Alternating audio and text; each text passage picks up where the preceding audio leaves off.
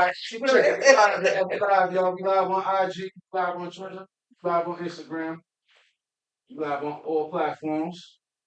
So we're gonna let the music rock one more time, one more song.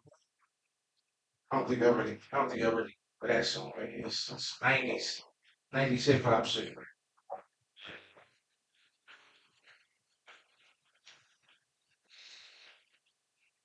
But yeah, I had an ordered one because I got this multiple plan. So with him, not that he made multiple plan. Oh, that's your Yeah, they have their own mobile menu program.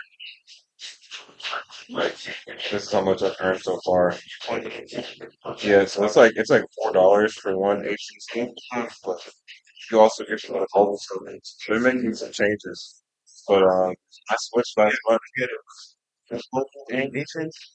Yeah, but they're gonna be switching fully over to AT&T soon. Um, so like every day, I can use little mapping and mapping is similar to something like text. Oh, oh, yeah, taking and location. Right, like it's like 40, 70 cents a day. Not bad. Period, everywhere. You just have to drive like a mile or like a mile. The lighting is bad. Or is it just the camera?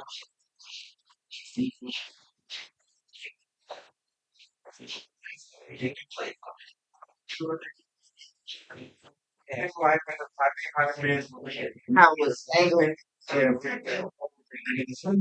What about this right here? Okay. Okay.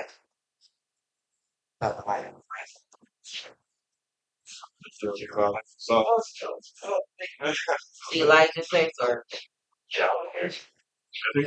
that over a little bit? slam. No. Stand with Krew. Yep. Yes. House. Oh, speed over. So you like right? yeah, yeah. Yeah, that's it Right here. right. Now it should cover your face. It should show your face. Yeah. I got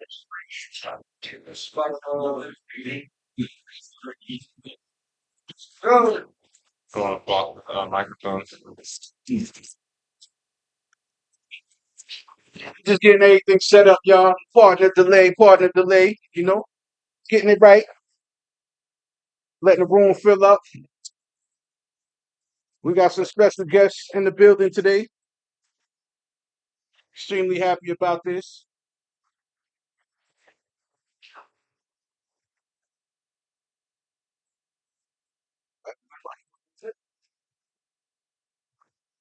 All right.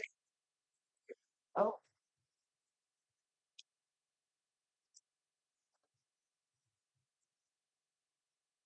Yes, sir. Let's get into it, y'all. Hey, yo, hey, yo, hey, yo. It's your boy T.Gold here with NFTia, my other co host, Just Cheeze. We got a special guest in the building today, E3. Got Elijah in the building, you know what I'm saying?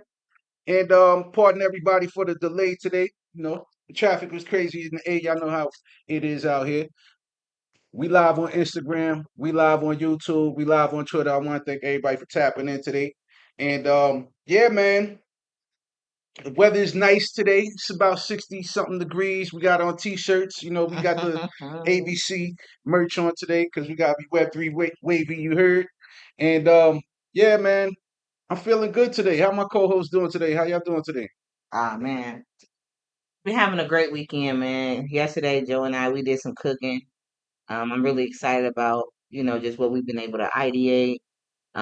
Excited about some things that we got coming down the pipeline in terms of the hackathon, East Denver. It's just so much just brewing to be bullish about not just the crypto space but ABC and just, digging our hands in and you know, doing the work that's necessary to make it happen. So That's right. That's right. Your cheese. How was your weekend, brother? Yeah, my weekend has been great.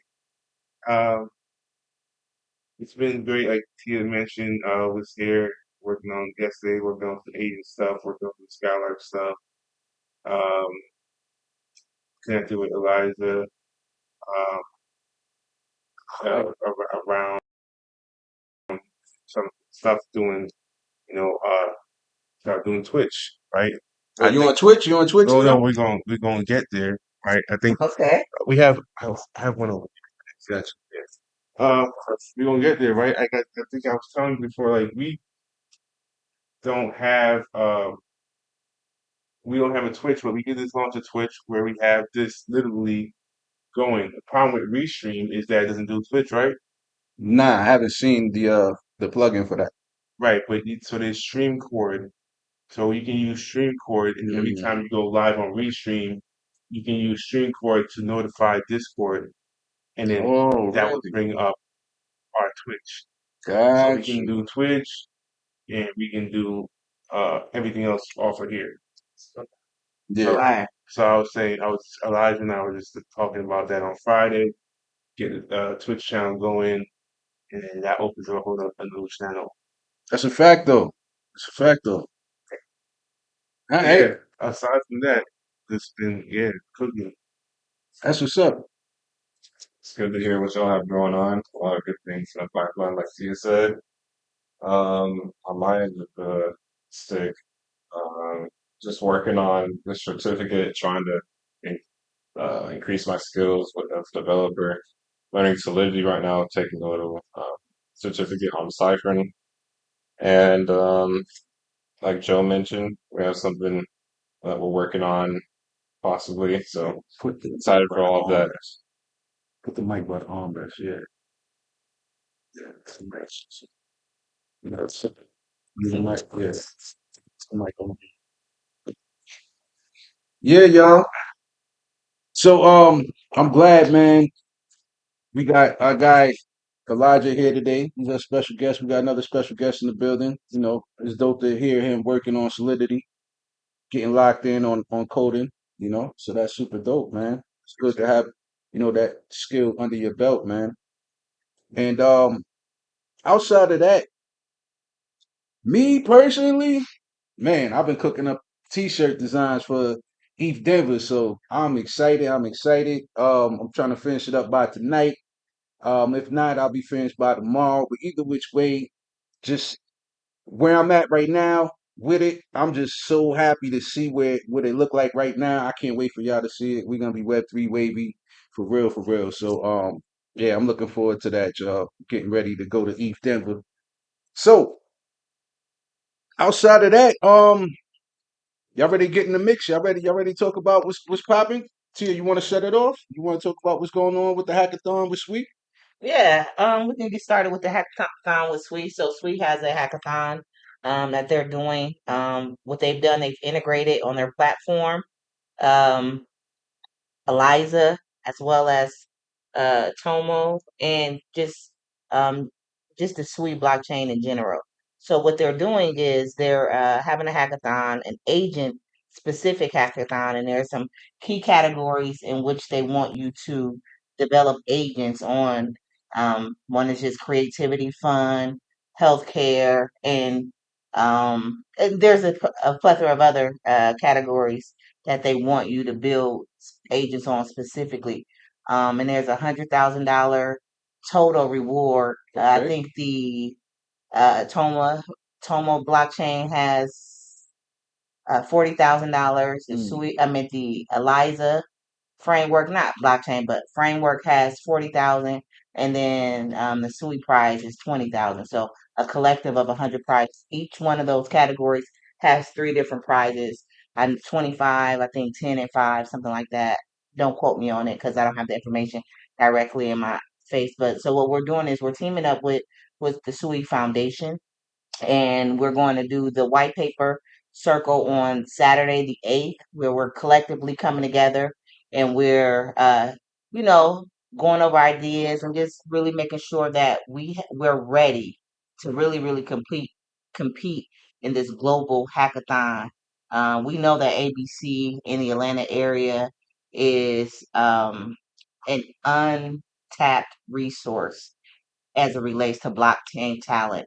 And so our goal is to make sure that we're showcasing all the talent that we have here in Atlanta, and especially under the roof of ABC as it relates to developing coding, creativity, and all those things, and trying to get them dollars. So that's it. Yo, so if y'all in the Atlanta area, just make sure y'all available. That's next Saturday, right? Next Saturday the 8th. Next Yes. Saturday the 8th. If you're interested in any of these hackathons, if you want to build with an agent and there's something in your specific field, like gaming, whatever it is, if you see something that you potentially could be interested in to win some bread, take advantage of it.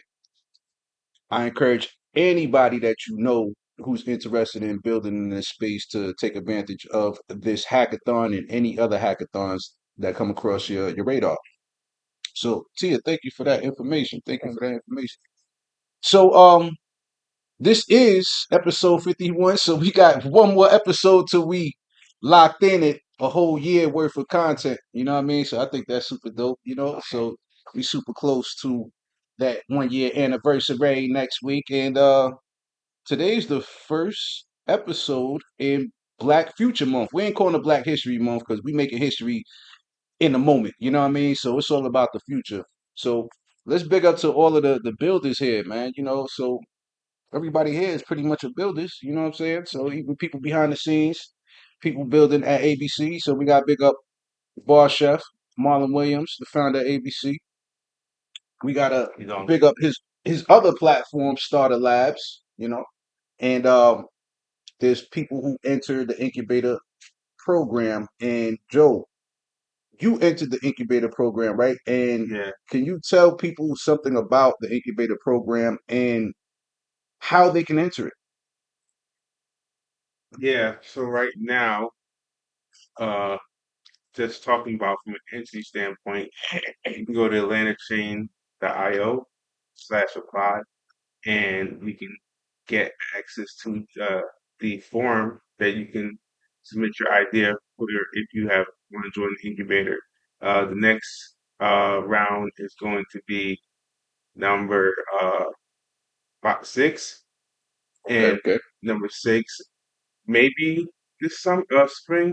I actually meant to talk to Bar Chef who's listening here, and I was going to confirm with him when the next one is.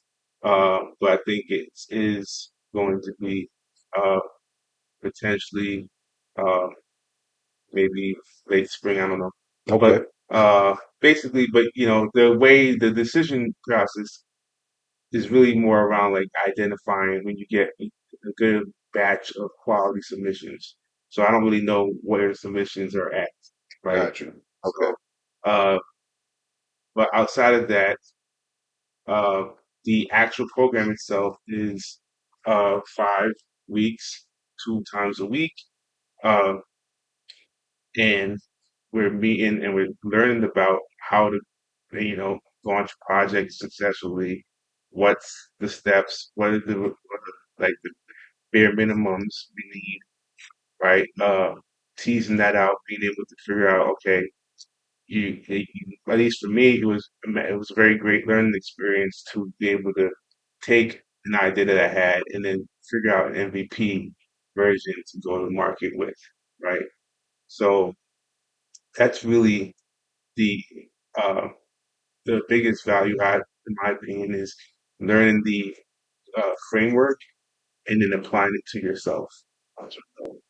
Um, Outside of that, uh, I would just say that we have some other builders in this room. So shout out to Campani, uh, and no one else. Yeah, don't know if here is part of the program, but uh, if you are looking to build, I encourage you to, like I said in the beginning, apply with your idea to landchain.io. Just Cheese, thank you for that information, brother. And yeah, hopefully people will take advantage of that as well. So if you're interested in being a part of the incubator program, tap into atlantachain.io. All right. So let's get into the mix, y'all. Let's get into the mix. I know if y'all been looking at the market, it's been pretty bloody out there over the past couple of days, man. Shit's been ugly out there, mainly because Trump, he talked about having these tariffs on Canada, Mexico, and China. So I think it's 10% on goods coming from Canada and Mexico, and 25% on goods coming from China. All right. So with that being said, a lot of people got scared, so people started selling off in the market. So as you guys can see, the market is in the tank. Bitcoin is under 100K right now. Somebody want to give me a real time uh data on Bitcoin and where it's at right now? And Justin Trudeau, he ain't playing no games. He's the Prime Minister of Canada. He said he's going to impose a 25% tariff on all U.S. goods, from drinks to appliances. So I think that's super funny. So we got tariff wars going on right now, y'all. So right now, oh man, Bitcoin is ugly. It went down about 4.6%. It's about 96K right now. So question to my panelists today: what do you think the future of I guess trade is going to be with all of these tariffs going on between United States, Canada, Mexico, and China? What's your thoughts?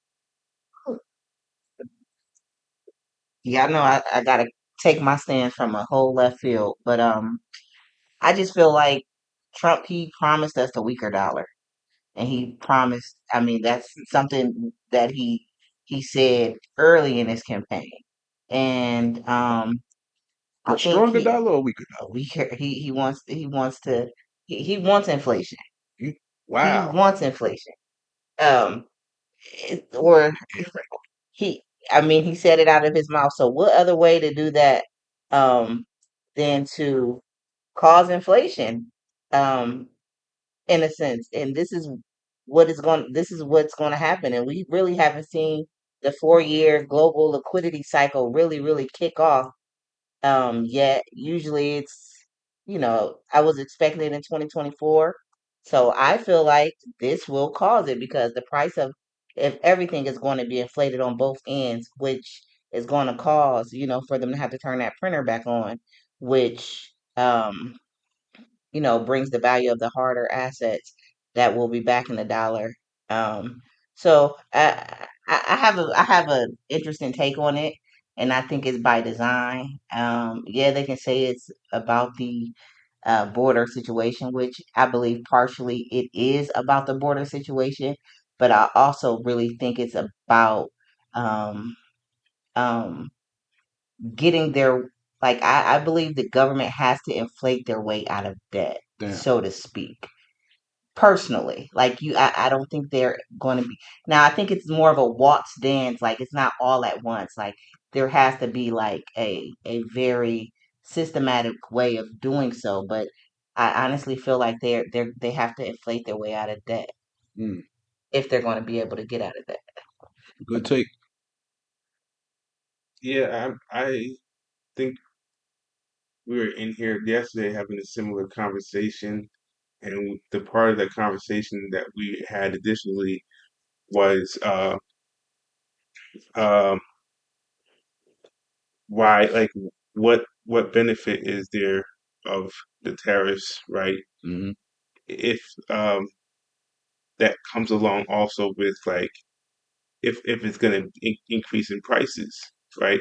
Well, if I don't know the math on this, but if we were able to save money on the income tax end, right, does that provide enough of a difference that products go up? So I think you have a difficult situation on both ends. So I don't think uh, getting rid of income tax and other stuff like that helps with the offset of tariffs. Uh, but to Tia's point, um, the turning back on the money printer certainly does help with those who are holding assets, certain assets, right? And putting more liquidity back into the market. So from that perspective, it's interesting. There was another perspective. There was another hot take that I had came up with last night. uh, regarding this, and just thinking about well, actually, my other hot take was really more around immigration. You gonna spit out? Yeah. Oh,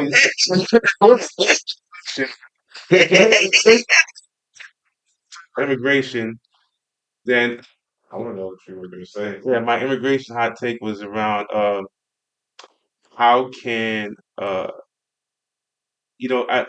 it's interesting, like Japan, right, has they have a digital visa, right, digital citizens visa for select individuals. You can come to Japan and work, stay as I don't say as long as you want, but you can stay a certain amount of time in Japan if you make over a certain amount of money, Okay. right? So you can, it's like 70K, right? If you make over 70K in the United States, you qualify for this digital nomad visa Mm. that you can then go overseas, live in Japan for a longer period than the regular people. I say regular people, meaning the people who don't have, like, just have a traveler's visa, Gotcha. right? Okay. So, in some way, there is an incentive to stimulate the economy Mhm. in that way form because they're baiting more high, what's the High high value. value individuals Mhm. Hmm. to come stay over there, Mhm. and you must make this amount of money. Now, imagine if we had such power. I don't know if we don't, but if we had certain things like that where you can come to the United States if you make this amount of money, right? That's And that's definitely classism. no, H1 is to give them to get technical access to jobs over here. That's the H1 not someone said the virus. H1 Each one for visa. Yeah. The visa. But I just thought that I was just thinking to myself last night, that was a crazy hot take though. Not to get off subject, but yeah, like all your island countries and stuff like that, St. Kitts, Dominica, you have to, in order to get citizenship over there, like it's there's a value proposition that you got to come over there with in order to get access to that. Mm. And a lot of countries function in that manner. Um, and America is one of the few that if you get over here and are able to, meet the criteria, you just get a green card.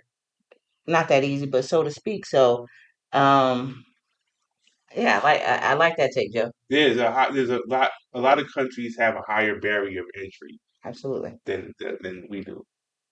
Yeah. I just wanted to make a mention or say something about the Trump tariffs. I was hearing a couple things about them. Like I was watching a few YouTube videos and like the implications of the tariffs on the United, or just for like the every average American.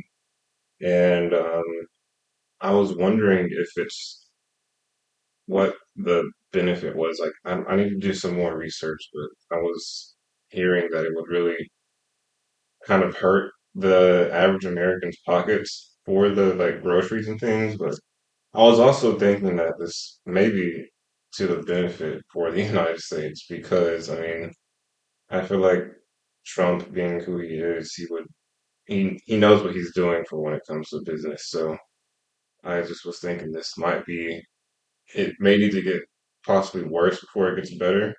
But yeah, that's just my take. Okay. Okay. Okay.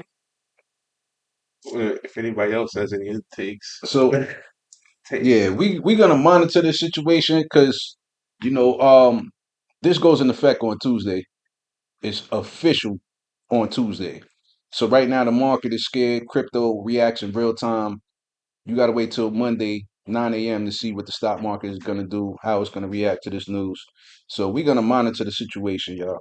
Um, so any other thoughts, comments, or questions? I am interested in hearing Levi's perspective on all this, if he has a perspective to share. Yeah. We definitely gonna Never we mind. definitely gonna get Levi's perspective. can, You know, he's part of campaigning and he's building in Web3 when it comes to gaming. So we definitely gonna have him in a hot seat soon. But go ahead, Tia. no, and I was just going to say, like, America is not the only one that's imposing tariffs. Many countries do it. And in the late 1800s, before a lot of the financial systems that were set in place right now, like that is the system that America ran on, was a tariff system. You look at countries like Dubai, they don't have a taxation system, they have a tariff system. Right. So obviously the markets are going to be shook at first because it's new. Hmm. However, this is nothing new, is all I want to say. Got you. Great takes, y'all. So just to remind everybody, we live on Instagram, we live on YouTube, we live on Twitter. I appreciate everybody tapping in on Twitter. So check this out. We got another story that we're gonna talk about. If anybody don't have any more questions or comments on that last one, but like I said, we're gonna monitor the situation. But let's talk about what Grayscale is doing. All right, Grayscale. They launched a Dogecoin trust, allowing institutional investors to gain exposure to the original meme coin, with plans to convert it to a spot ETF. This move signaled growing institutional interest in Dogecoin, which Grayscale now sees as a tool for financial inclusion and payments rather than just a joke. Now, here's the thing, y'all. There's gonna be a lot more meme coin ETFs. Those is just the biggest one. It has like what, a $50 billion market cap or something retarded like that. And we already know Elon Musk is a big fan of those. He's probably gonna have payments on X, on Twitter with those. That's supposed to be coming. So with that being said, with more institutions looking at Doge more seriously as an ETF, man, won't be surprised if we have like the top 10 meme coins in an ETF. There's another company that I mentioned last week. I think it was like 2 weeks ago. I think I want to say Bitwise. I think they filed for that Trump token, which is a meme coin. Like literally, like a couple days after it was launched. Rex Osprey. Yeah, Rex Yeah. Osprey. That's who it was. So, yeah, these major financial institutions are looking into these meme coins, y'all. So, I wouldn't go too crazy with the meme coins in your portfolio. Just make sure, if you do get a meme coin, look at the Twitter activity, look at the community on Telegram and Discord if they have those popping. Also, just make sure that you have, some liquidity on the side that you're not really banking on going up because meme coins are the casino of crypto. So please do your research. Be careful with dealing with these meme coins. But I'm curious to see what my co-hosts think about Grayscale and any other potential meme coins that you think will be in a ETF. I'll let you go first. Still trying to get my take on that one. Yeah. So I mean, I feel like it was inevitable from a perspective like uh I also felt like meme coins, like a lot of us weren't um like were to be ignored, right? But as you see this cycle, they've been very much something to pay attention to, and you're starting to see like blue chip and if meme coins evolve around like community, right? Uh, like this, for example, there's a meme coin, uh, right? Won't say which one it is, but no, not trying to shill anything. But there's a meme coin that just now is being tied to a restaurant, right? So these things can get utility because, like, when you find if you're a builder, right, and you find that there's a hive of individuals that just have a feverish liking for a brand token, which is really just what a meme coin is. Any at the end of the day, it's a Pretty much. branded token that has some level of like community engagement that people have gravitated towards, right? We all believe in SPX 6900, Yeah, it's been doing some numbers over the right? past, So SPX what, 6900, now it's 60 like, if days. I want to release a product that targets SPS 6900 holders, they'll be glad I gave them some utility, It's a right? fact though. So, and they'll come spend their SPS 6900 tokens at my platform, right? So I think Doge does have a strong community as far as like memes go. So having ETFs that built around that, I don't see why not.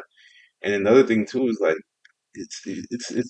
it's not even questionable anymore. Like it's Doge is and the dog and everything is like Elon Musk doesn't even hide it anymore. It's like over everything. I was on Twitter. I was going through X last night, and I found out like I found this uh there's like a dev.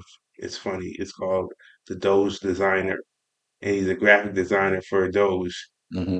but he's also the graphic designer for X. Oh wow. So so he designs. He designed. There was I don't know if you guys saw the F-14 engine, No. or it's not an engine, but it's part of a plane. There was the version of it from like the current day version of it, Hmm. and then the 2024 version that Elon Musk, that the Doge designer had mocked up. Mm. And it's like, this is how we're gonna save money by replacing I don't know, actually I think it was a jet engine, but it was just mock-ups, and it was just hilarious to see like all that wires and shit that's in the like goes into the current structure of it, and then the suggestion of like what's going to be on when Doge steps in. It was just I don't know if it was supposed to be a meme, but it was just hilarious. No, I just think Doge is here to stay, and it's just a natural progression. It's been the top 10, top 15 coin since I've pretty much been in crypto, with the exception of you know a few pullbacks and things of that nature. Obviously, once Elon Musk really solidified his romance and love for Doge around 2020 2021. um, I think the validity of what's to become or what's to happen with Doge really started to happen. And then you got the Department of Government Efficiency. You have all these things. Him talking about integrating Doge into Tesla payment systems. You have so many things around Doge and Elon that has validated um, where Doge is going. Hmm. So the ETF is just a natural progression. That's right. That's right. So yeah, I definitely appreciate y'all take on that particular subject, but we gotta ask E3. You got any thoughts on this? Or No, I'm looking on this one. cool. Well, speaking of Doge and Elon Musk, let's talk about what his pops did. His pops is out here, you know, trying to raise money, approximately 150 million to 200 million, through a meme coin called Musket. All right, so it's spelt like their last name, Muskit, Musket. All right, so he's raising the funds to fund a for-profit think tank, the Musk Institute. I didn't even know they had a Musk Institute. All right, so they will focus on engineering advancements beyond rocket technology. All right, so I guess for rocket scientists, meme coin for rocket scientists now. How about that? All right, so the token launched in December with a Middle Eastern crypto firm. All right, but it spiked to a $500 million market cap once this news was released. All right, it went from $1 million to a $500 million within minutes on January 30th. Right, so just a couple of days ago, that shit went up crazy. Approximately 3,500%. This shit went up in minutes. But I'm not a big fan of celebrity meme tokens. I don't care if it's Elon Musk, his father. I don't care if it's Melania Trump. I'm not big on these celebrity meme tokens. I think right now it's creating a lot of noise. It's creating a lot of distraction from projects with great utility, and I think it's causing too much distractions. All right, I don't want people to get shaken out of their positions in solid projects just to chase the next, shiny coin by your favorite celebrity. So, um, on top of that, Elon Musk. Listen, he's the richest man in the world. His pops is trying to launch a meme coin. I don't feel like he needs to try to raise $150 million. Like, come on, bro, you got to ask your son for this shit. Like, it's terrible right now. They making the game look bad right now. So, um, please, y'all, just do your research when it comes to meme coins. That's my take on it. I'm gonna let my co-hosts speak on their take on this musket token. Celebrities are just jumping in and pumping dumps right now, just getting ready for the bull.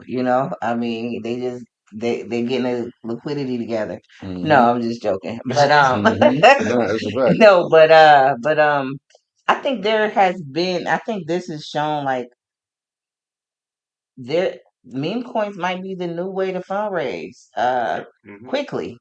Um, That's a good point. I mean, we seen the one with the kid with cancer.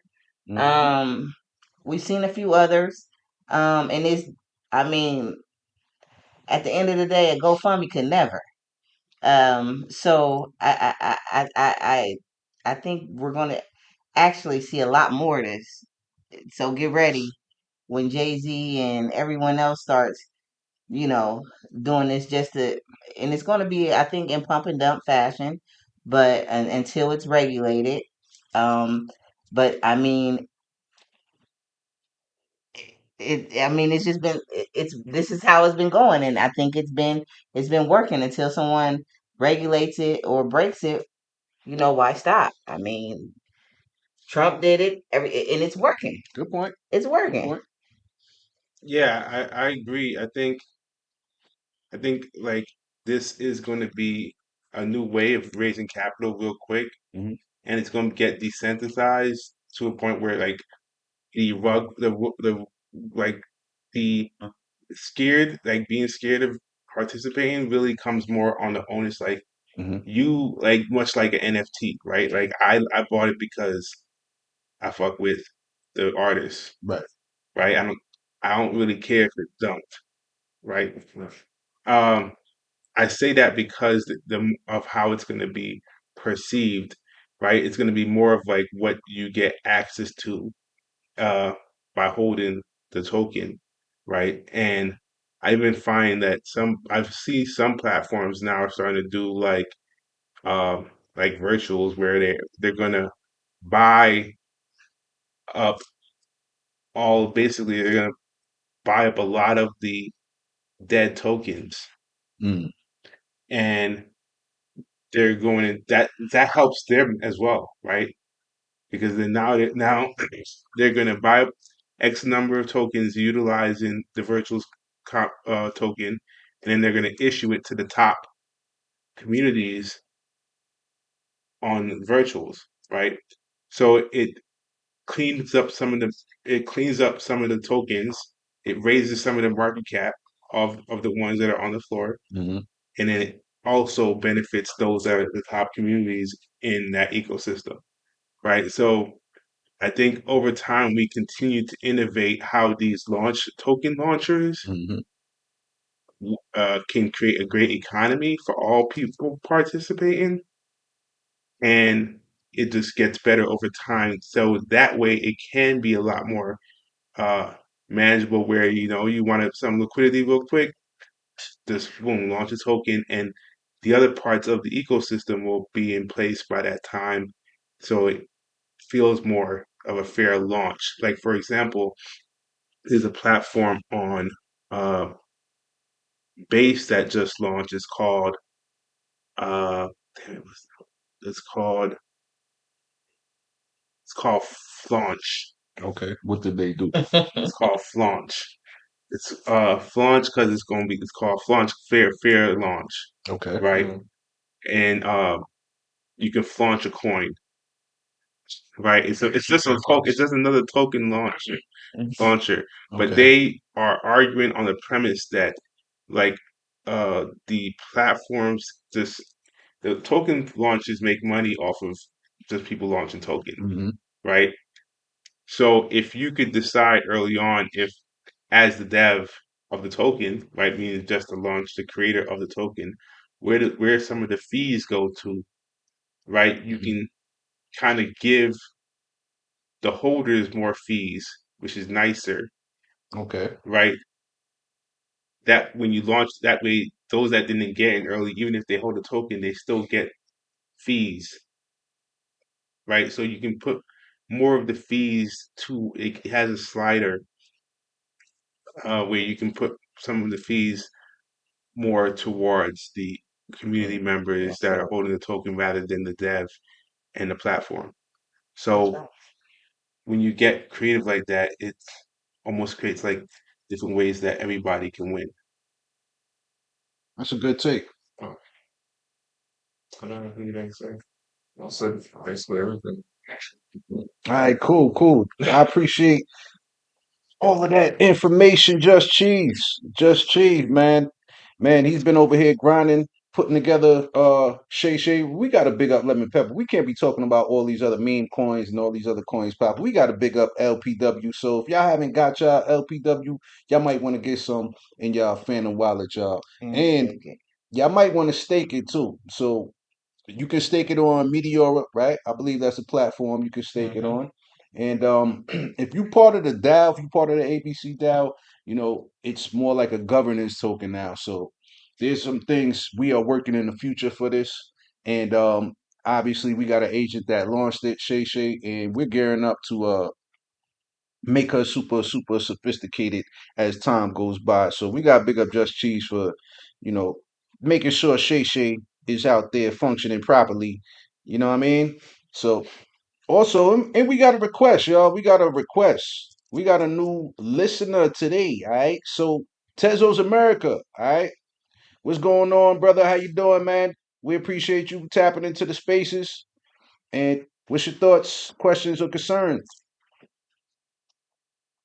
You know, just tap in with you speak on many points, different things of that nature. I know some inspirations from the touch base and combine this. All right. Well, we appreciate you tapping in, bro. How'd you find this space? Well, I actually came by in person. Holiday, actually stopped by while I was down there in the Got you, got you. All right, yeah, man. We appreciate you tapping into ABC, because ABC, this is like church for us, man, and some of the most brilliant people, men and women I ever met in my life, I have met under this roof. And there's some builders that we got here. In particular, we got our guy Levi here with Campeni, so we're gonna bring him up before we talk about the next couple of stories that we got over here. So we got our guy Levi Campini. He's coming in to say a couple of things, and he's a builder in this space, man. He's been building in the gaming sector in Web3. So he has some breaking news for us. He was talking about the Ronin Bridge, and I heard that there was a hack. So fill us in, brother. Yeah, I'm just kind of following it on Twitter right now, but not Ronin itself, one of the DeFi protocols. Seems like they just got drained. Got you. Okay. So looked like 300,000 Ronin tokens. Damn. So it's gone. Already looked at going up to NATO cash, they're pulled off, it's gone, right? So it's still gonna make people whole, but rough spot. It's like the second time Ronin's taken kind of the L. A couple of years back, Mm. they had that larger hack. Um, but yeah, I mean, like they got good games and everything. So they keep coming back from these things, but it wasn't on the main Ronin, but on the Mhm. DeFi protocol. But still not a great look. Um, just been just this continued pattern of sometimes get a little traction, something like this happens. Do you So know what DeFi platform it was, or I can look it it was up real quick? Metal Wind or something like that. Mm. Yeah. Game called Wild Forest is when I saw it on Twitter. You search Wild Okay, Forest and probably come wow. up. Right, their account from flagged it this morning. Happened like three or 4 hours ago. Mm. Yeah, but when you Might spell it try right. to rebuild everything from scratch, versus take those old school like established tools. This kind of stuff happens. Damn, Yeah. that's unfortunate. Well, security is something people should prioritize in this space. All right, whether you logging on to a site, connecting your wallet, just make sure after you do your transactions, disconnect your wallet from the site. If you got seed phrases, make sure you got your seed phrases memorized or tucked away in a secure place. Um, if you get any random email links sent to your email from Coinbase or exchange that you might be using, don't click on it. All right, because they will not reach out to you unless they're replying to something that you requested. Okay, so we want to stress security here, yo. That's top priority, man.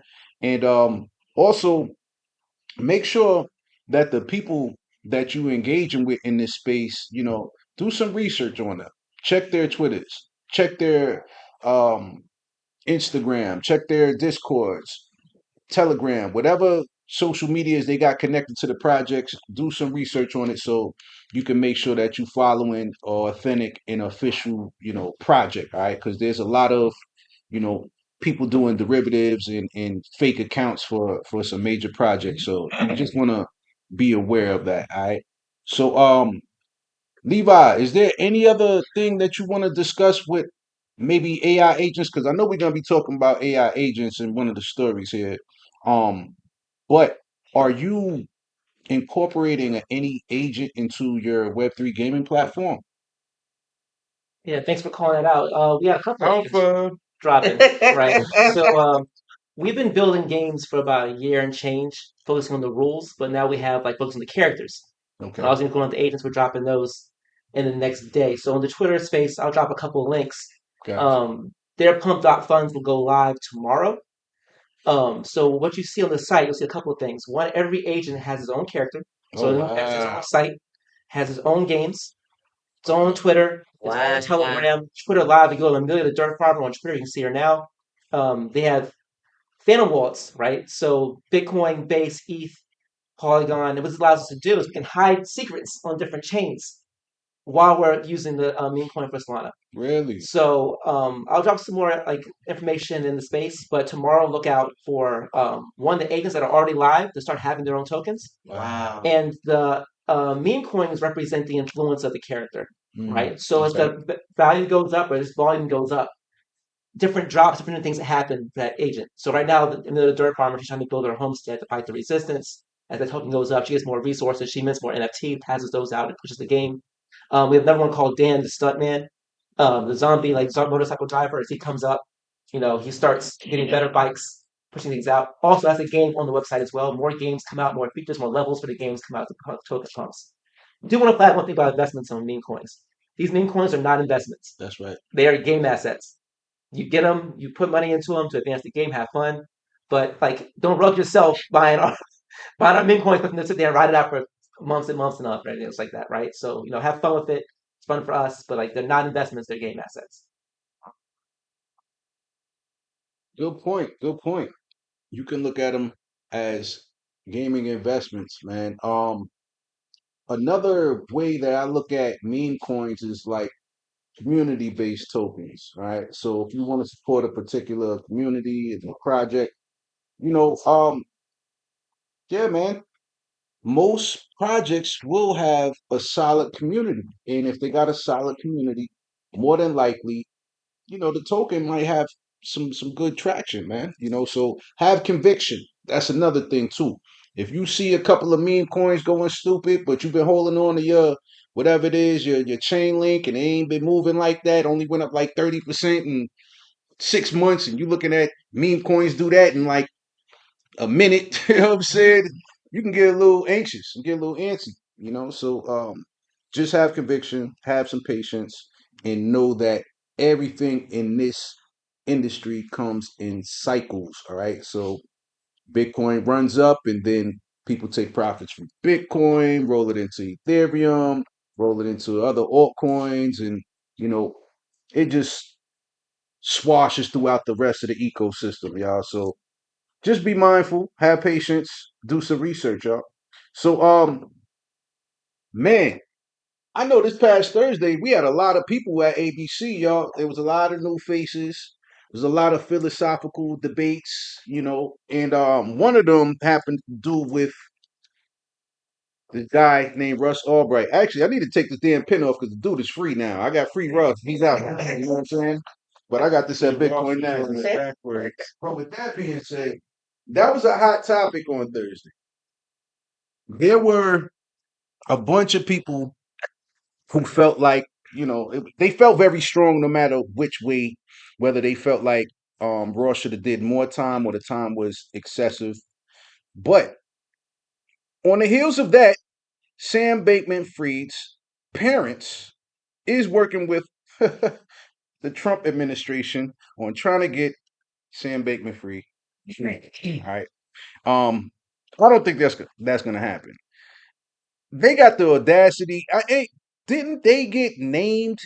In some of the like backing of FTX and like Yeah. giving Sam like some information to help him even start this. I just think they got too much dirt on their hands for even having to had the balls to speak to Trump to release SBF. I don't think he's gonna get out. He just went in about a year. He ain't been doing no real time. You know what I'm saying? So if you ask me, I just think his situation is totally different. He actually took advantage of people in this space. You know what I mean? He didn't do no real time. So that's my thoughts. That's my opinion on that. But I gotta ask my co-hosts, what do y'all think about SBF parents trying to get this guy out? I mean, they the one who set him up with everything in the first place. You know what I'm saying? So as a parent, I done got my son into this situation.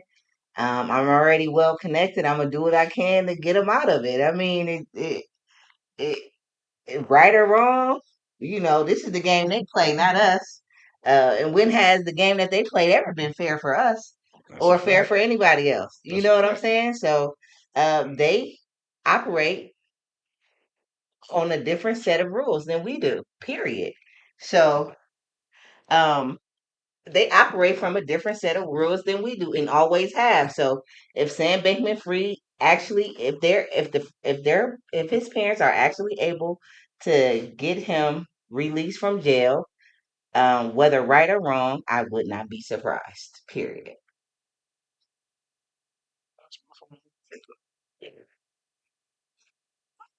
My bad, y'all. I got somebody trying to call me right now in the middle, trying to interrupt my spaces, y'all. That's not going down like that.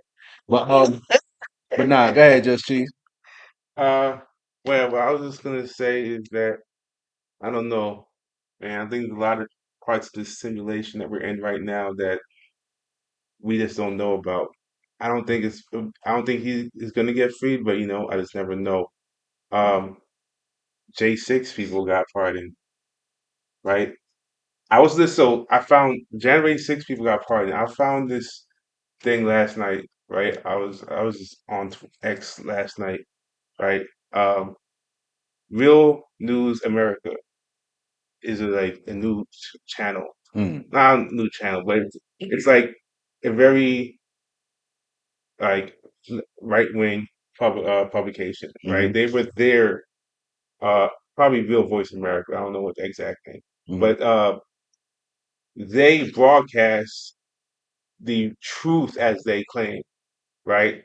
So I was just listening to their podcast last night, and the context that they use to describe the J6 people. They're starting a nonprofit. There's a group starting a nonprofit to give support to the J6. There and the person that was marketing, she was the nonprofit. Her point was these guys they were on the front line for us. They they knew nobody was coming for them, and they still went out there and they did their job, and now they're getting free, and now they're gonna need jobs. And it's our duty as patriots of the United States to make sure that they have jobs. So I'm starting this foundation for the J6, and feel free to donate money. This will go towards rehab, prisoner reform, job implementation for these J6 individuals who took the brave stand that day for our country. So I'm just telling you the type of shit that can go on. They can frame whatever they want to frame for saying saying SPF to get free, and then start a foundation for someone like him who took. I don't know. I'm just saying that I'm not. Anything is possible. I mean, I have to follow him as closely. Like, first of all, like there are a lot of combat veterans who love to have jobs too, so look out for them. But like, you know, the creditors came up on top on like the SBF stuff, right? Like then it happens like the way that this timing of it works is like by the time they liquidated all the assets, they'd appreciated so much the creditors actually were made whole. Yeah, Yeah. that's a fact though. So I mean, like wrong side, right? The laws of physics probably aren't going to apply for a while for a lot of things, and like there is the point of this, like, what do you do with a mess? How much harm? You know, that's an argument. Someone's gonna say that's promise you in the next Right. 2 or 3 months, someone's gonna argue, aren't you off? Like, yeah, yes, you gotta run, man. You come out of it, you know. So it's like that's what I'm saying. No take on it. Just like my bet in the next 60 days, someone's gonna make that argument. Man, good take, Levi. I Yeah, like that one. those are some Like great that one. takes. Those are some great takes. But we gotta let the people know, man. We got another special guest here. Actually, we got the guy who was responsible for all of this. You know, we had the Atlanta Blockchain Center, so we got the boss chef here, Marlon Williams. So I want to hear his opinion on SBF potentially getting out because, like, he knows this past Thursday it was a lot of people debating if Ross should have even got out or if he should have just did, you know, that amount of time. So what's your thoughts, brother? Well, I think it's way too soon. I think it's way too soon. I don't think it's out of the picture, to be honest with you, knowing Trump. But I think he did so much work to get the crypto community's attention. I don't think he want to screw it up so soon. Maybe another year or so, or 6 months, 9 months, but not that soon. Um, there are just a lot of people that hate SBF, and I think Ross became more like a sort of like a freedom fighter, you know, uh, versus a real criminal like SBF is. So that's the difference from my perspective in the two and how they're perceived. I don't think anyone's looking. And Levi made a good point about FTX kind of saving people from themselves. Probably would have. That's a bad investment. Marking connection.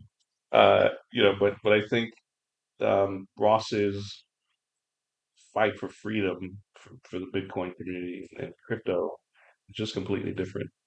So I hope, but Trump is unpredictable, man. I just hope he doesn't do it, but if he does, wait until the bear market.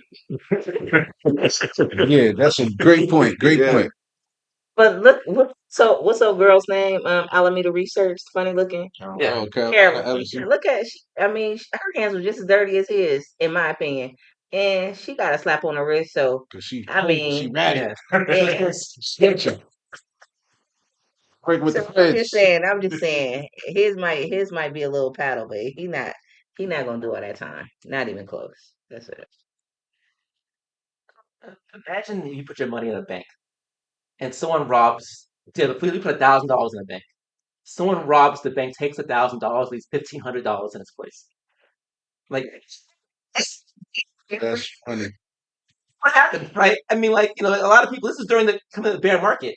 You basically sidestepped the bear market because you basically got frozen time, and they appreciated it. They're going to be touched. You know what I'm saying? Like that's not right, but it doesn't usually happen. That kind of theft only plays out that way in crypto, right? So Yeah. that's a thing that, like, I don't know, to speculate here, like something tough to deal with. Like, hey, what was the harm, right? But still, all these stolen stuff, like they're thief, right? Great, Like, great point. Great point. Great point, y'all. just want to remind everybody we live on Instagram, we live on YouTube, and we are definitely live on Twitter at Atlanta Blockchain Center, y'all. So this is a rare treat, that we get a lot of people here, special guests today. We had E3 Elijah, we got Levi with Kampeni, we got the bar chef here. So, and we can't forget Bubba in the background, COO, of ABC. We got to big him up. He just had a belated birthday too. So belated born day to you, brother. Hurry it up. So yeah, yo, check this out. Because we got a lot of builders here, this last story, I'm very, very curious because I came across this when I be going down my NFT rabbit holes. All right, there's a new there's a new standard for NFTs. All right, this thing is called the NFTs. This was created by not OG Labs, but Zero G Labs. They introduced ERC 7857, a new blockchain standard designed for intelligent NFTs, which enable AI agents to be owned, traded, and interact with securely in a decentralized ecosystem. Unlike traditional NFTs, NFTs can evolve and learn, offering dynamic functionality. ERC 7857 addresses key challenges like privacy, secure metadata transfers, and decentralized storage by encrypting AI agent data and ensuring seamless ownership transactions. Potential applications include AI marketplaces, personalized AI assistants, enterprise AI solutions, AI as a service, and intellectual property monetization. This innovation empowers creators to retain control over their AI models while unlocking new economic opportunities in a decentralized AI ownership and development. I know that was a lot. I know that was a lot, but we've got an agent here. We got Shay Shay that we launched here. Yeah. We got Marlon. He's definitely working on an agent. Mm-hmm. Levi, he's working on an agent. T is working on T it. is working on an agent. Agent All right. season. So it's definitely agent season, and this is the agentic era. All right. This is the agentic era. And I'm curious, and I gotta ask my builders and developers who wants to take this first? Yeah, we're gonna let Joe take that one. So it's funny because I've had this conversation with everybody in here, I think now, Yeah. right? The idea of like agent ownership, co AI agent ownership, right? Mm-hmm. Like I was actually just talking about this. Levi and I were just talking about this before this. So it's interesting now that there is a dynamic NFT construct that will allow for the attributes of the NFT to actually symbolize the agent's characteristics, and then that can be evolved over time. Which is literally something that I wrote up for Skylark uh, like 4 weeks ago. So now, like maybe if I can combine that ERC with 404, that won't be anything that's being done, right? And so I think that's interesting because the way I was just going to go about it was just updating the metadata Mm-hmm. like you could do with a regular 721, but now there's an actual 7, 8. now there's an Yeah. actual ERC for this, which means that people recognize this as an idea. So now more people can leverage this standard to do exactly what I was thinking about. So I think this is dope.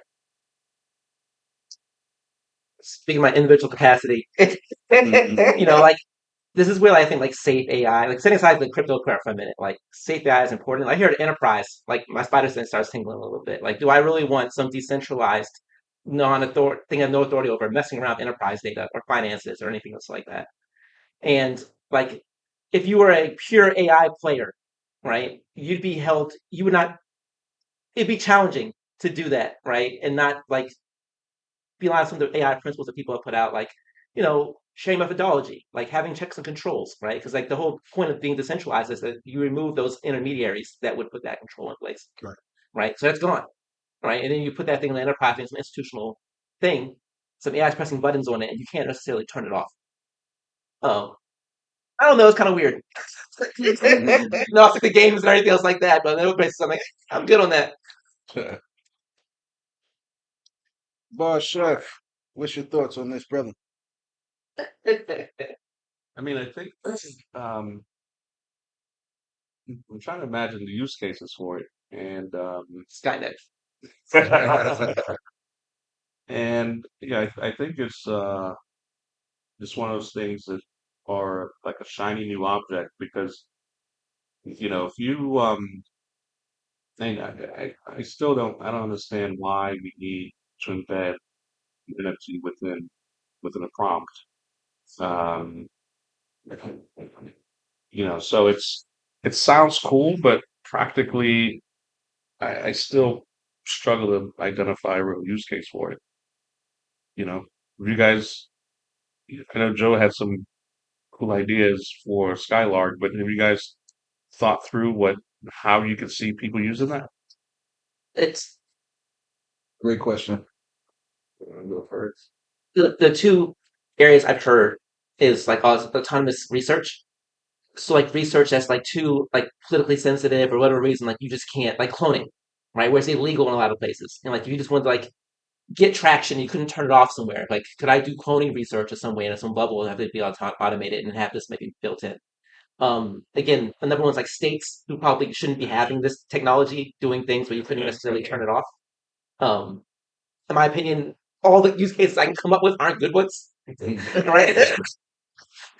So like I'm with you on this, but like sometimes it's like people are just trying to find back doors to do things versus removing an intermediary that's causing a pain, which I think was the original premise of a lot of this stuff, right? But now we're drifting into like here's how people who are not supposed to be touching these things can start touching these things without recourse or consequence.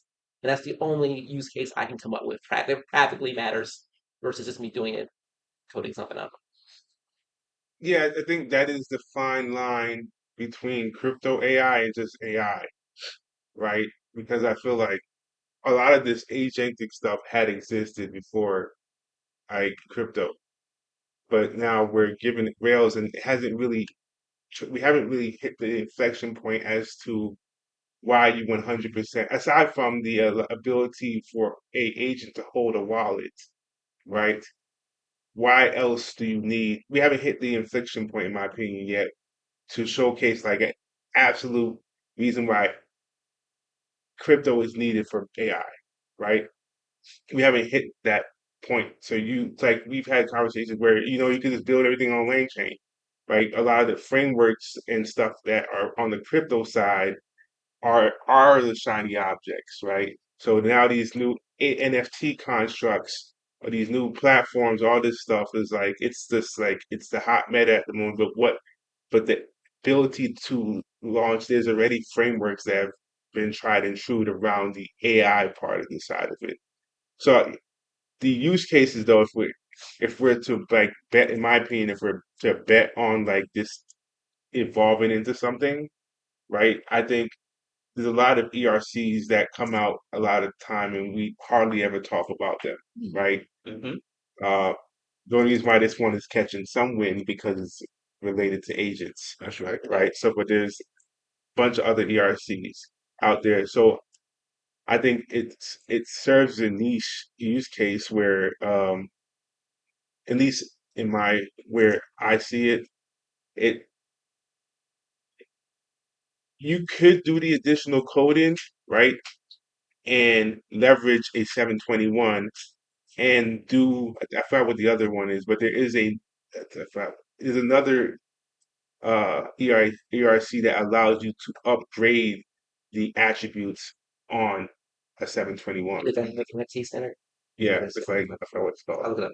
Uh, but if you're getting that and the 721 in one NFT construct, then you would leverage ERC 7857, right? But this not I'm just saying that this not saying that this functionality doesn't exist elsewhere, right? It exists elsewhere. And the other thing that it's saying that it comes with is dynamic metadata. That's what I was just talking about. 1155. Not 1155. It's like it's like an add-on to the 721 that you can like you know what I'm talking about? That you can use to change the metadata. 72111. I'm gonna look at I that. know, I mean, you have 1155, 721, 721A, Yeah. but it's It's the gas. I think you could design literally all of them to form dynamic metadata if you wanted to. That's right. Yeah, and that's where I was going. They can all have dynamic metadata. It's not like you need a special standard to make that happen. But now this one is saying that it happens it comes with it, right? But that to me, that's just like marketing a ERC that is unique enough for this current meta that people can take advantage of, right? So, nonetheless, the use cases listed, I think they're all valuable use cases. Do you need this one to do it? No, right? So yeah, I appreciate that. The reason I asked is because when we think about NFTs, they're uh, on-chain representations of non-fungible items, right? Like art, real estate, etc. And they're smart contracts.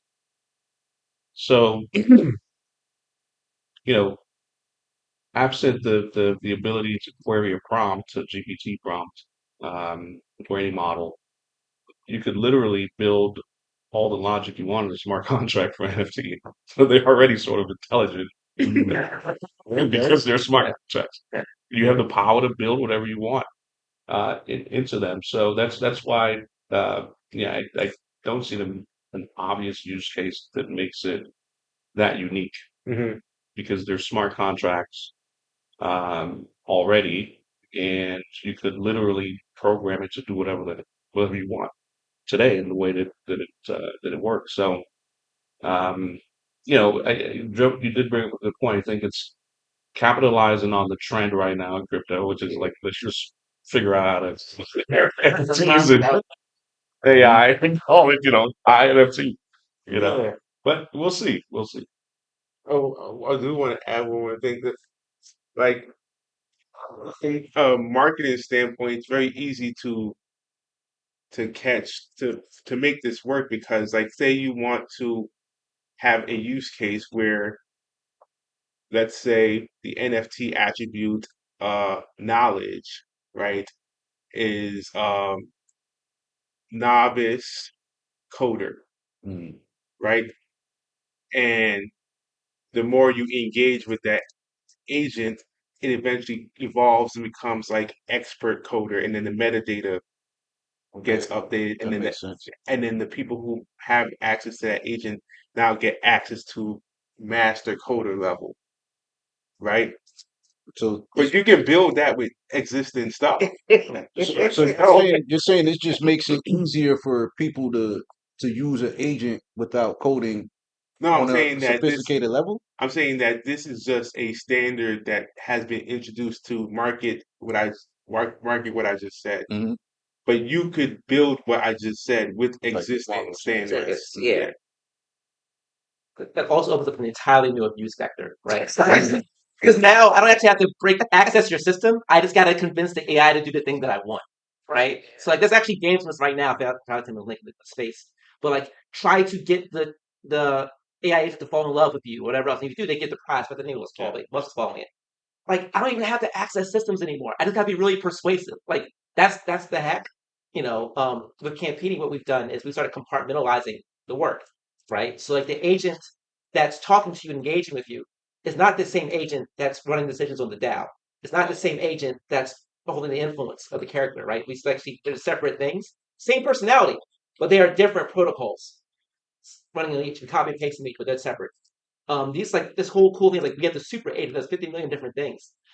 Again, like I'm not, no one's explaining to me why that's a good thing, versus just coding it up and like, Separate agents. if I had one super function, like you say, that's really crappy code, right? I jam 50 million different things into one function. I have no idea what any of them are doing at any given time, and I just hope for the best. Like it uses that's on steroids by giving it to an agent, So like again, like not only is like use case, like why is this even a good idea?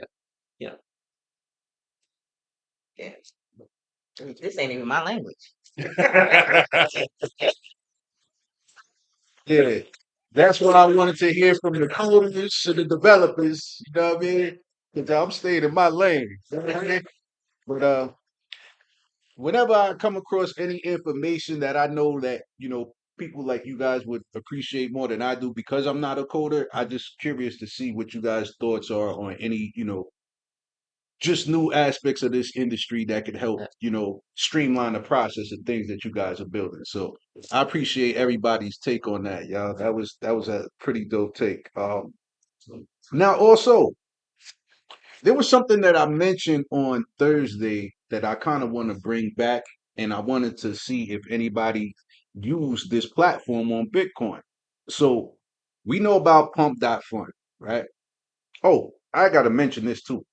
Kanye just went on a Twitter rant this morning, and then all of a sudden he had a new post. It was whited out, and then Pump.Fund was like, "Yo, people saying you can't launch a token. You don't know anything about a contract address," and they was trying to taunt Kanye to launch a Yay token. You know what I'm saying? So just keep your eyes and ears open for the Yay token. All right, if there's a Yay token jumping out, you know what I'm saying? We need to be first on that. You know what I'm saying? Everybody, He already put out a straight to the tweet. Discord, whoever see it first. That's right. He already put out a tweet talking about he wanted to get some AI wizards. You know what I'm saying? So I had to let people at ABC know, like, hey, Kanye looking for some AI wizards, man. But Kanye need to come to ABC. that's right. Apparently, Yeah, Chief. it's funny watching Kanye get back on Twitter, and then Elon Musk had to like he's posting texts between him and Elon Musk. Elon Musk was giving him some social media marketing advice because he apparently he had just posted a URL to something, and Elon Musk was saying he told me you should put more content. Like you So should, people know what it is. yeah, put videos of what you're doing, share pictures of what you're doing. Just don't put URLs. And then Kanye responded, got you, boss. So, hot take. Kanye wearing the red hat. Does he look crazy now?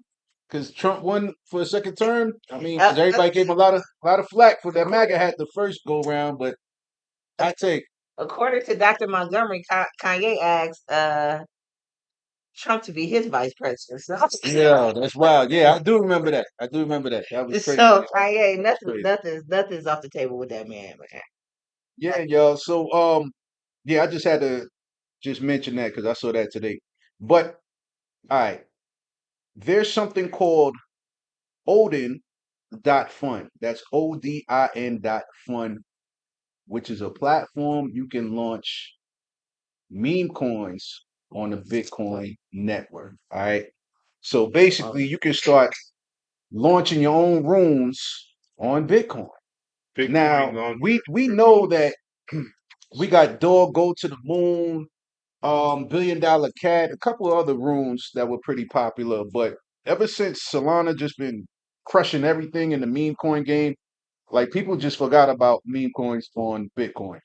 So I want to know what's the guys' take on just having meme coins on Bitcoin. Do you think it's gonna help the ecosystem? Oh, my bad. My bad. I got my mic. Dang. My mic. Guys, remember if you can catch the dip, bye. Have a good day, guys. You good? You good? You good, brother? Man, So yeah, meme coins are Bitcoin. every platform is pretty much incentivized to have a meme coin launcher, agent launchers, and every platform, especially every L1, is trying to replicate what is happening with Solana. So I believe everyone is trying to play catch up to the activity that's happening in Solana. So I own some Orden. I don't even know what it is. I got airdropped and stuff on my Stacks wallet, but now I know what it is. And it's just again, I just think it's everybody's going to try to replicate the activity that's going on in Solana. So agents on the Bitcoin network, meme coins on the Bitcoin network. It's inevitable. Yeah, I fade Solana every 6 months, and I end up being wrong every time. Want to do it again? Come on, do it again. Look. I mean, like Bitcoin is Bitcoin, and it's everything else. And if it catches on now, catches on later, like I'm going to be on that Bitcoin thing. So I think it's dope. When we build agents, we get wallets on multiple chains because like tethering stuff to one slows development down and it just got to get in the swirl. So it's awesome, more of it, and again, hopefully Bitcoin starts taking up more of that space. Oh yeah, it's coming up for a second.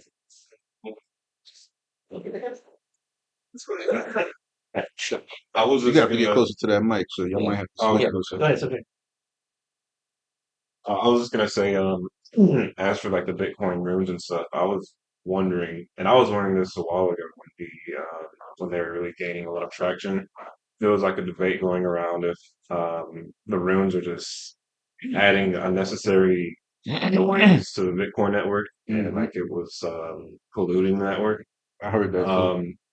As for agents coming to Bitcoin, I don't really know enough about it, but I was just wondering, is that even going to be really feasible? Like, do you guys know if that's feasible for Bitcoin? Are they going to be slow, or am I looking at like a surface level? I think the They'll agentic choose. data would be off chain anyway, so it wouldn't matter. Um, it really comes down to the agent's accessibility to the transactions on chain, and that's just data, right? So um, the engagement layer with the agent, whether it be asking the agent about tokens, right? That's where the value comes in from that data and stuff like that. So I don't think it would slow it down. I think it would definitely give a lot of like excitement to people who want to leverage agents on Bitcoin data at the end of the day. Uh, oh, Anybody else? hold on. Now, I know we had several special guests in here today. So again, I just want to remind the people we live at ABC, y'all, and we got Kaz Vegas. She's somebody who came through to ABC a couple of months ago. Her and Blue. But the crazy part is, I had last year around this time. There were 13 people that were selected by NFT Now, as far as like people to watch, movers and shakers in Web3. So we were selected last year around this time by NFT Now. And when I looked at the list of the people, guess who else was on that list? Cash Vegas. So Cash, I ain't know if you knew that we both was on that same list from NFT Now last year, yo. But I just think that's phenomenal that we were actually able to meet in real life and establish a rapport. And now you part of the Web3 Avengers, yo. So big up to you, and hopefully we'll see you in East Denver. But what's going on, Cash? How you doing? One Sunday. I was just having the conversation and wanted to chime in on agents. And I think it was Joe, because we can't see the different PFPs, but just by listening and voice alone, I think maybe it was Joe that said the layer of which the agents will be working on, which I think he nailed, is not necessarily have to do with anything on chain. Like you can leverage agents on different layers, whether it's a platform versus where that platform sits on chain.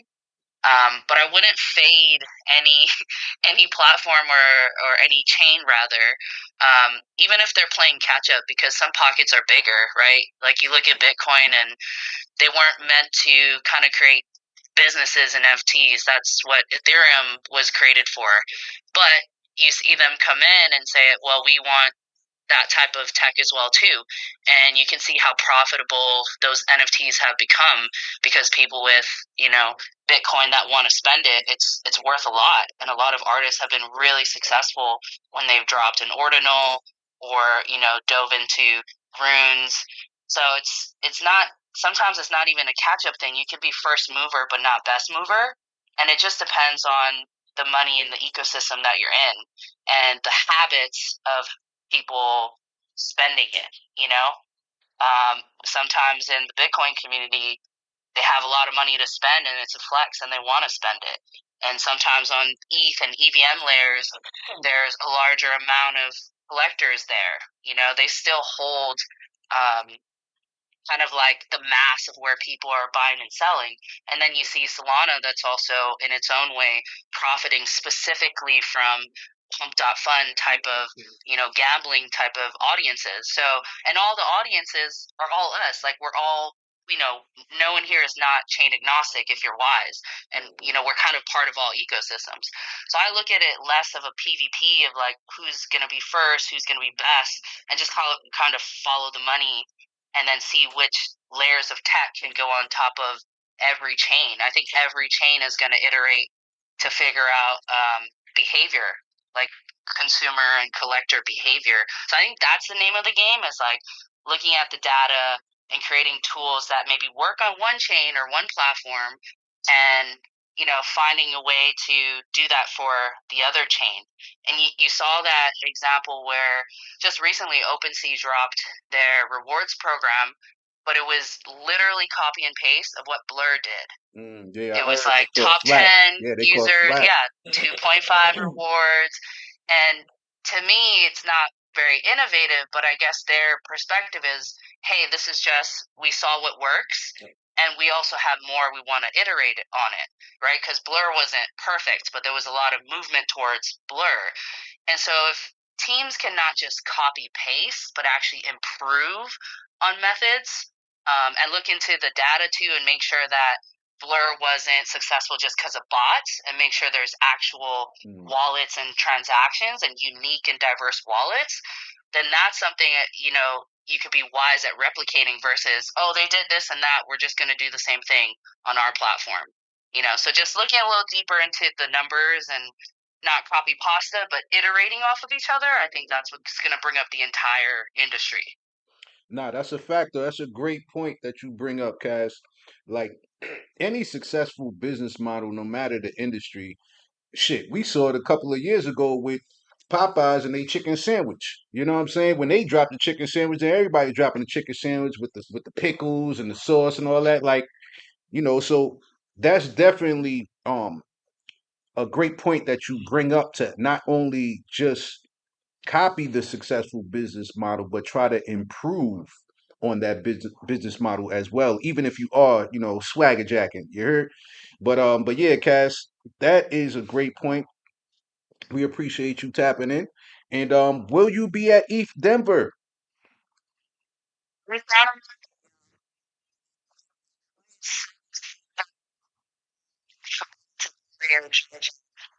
a lot of close to eat versus trying to figure out if you can make the flight, then it's an absolute yes.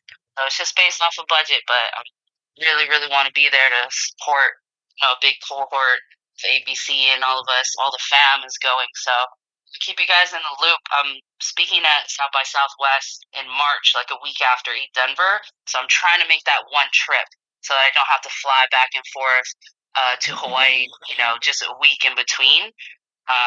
So that's the goal. Is if I can make that in one trip, I can do both. If not, I'll just do South by Southwest, and then I'll come back to Atlanta when I can. Got you. Okay. We gotta see if anybody else here at ABC is going to South by Southwest. So even if we can connect with you down there, that'll be super dope. Are you speaking down there, or is there anything that you have Yeah, planned? I got two plans.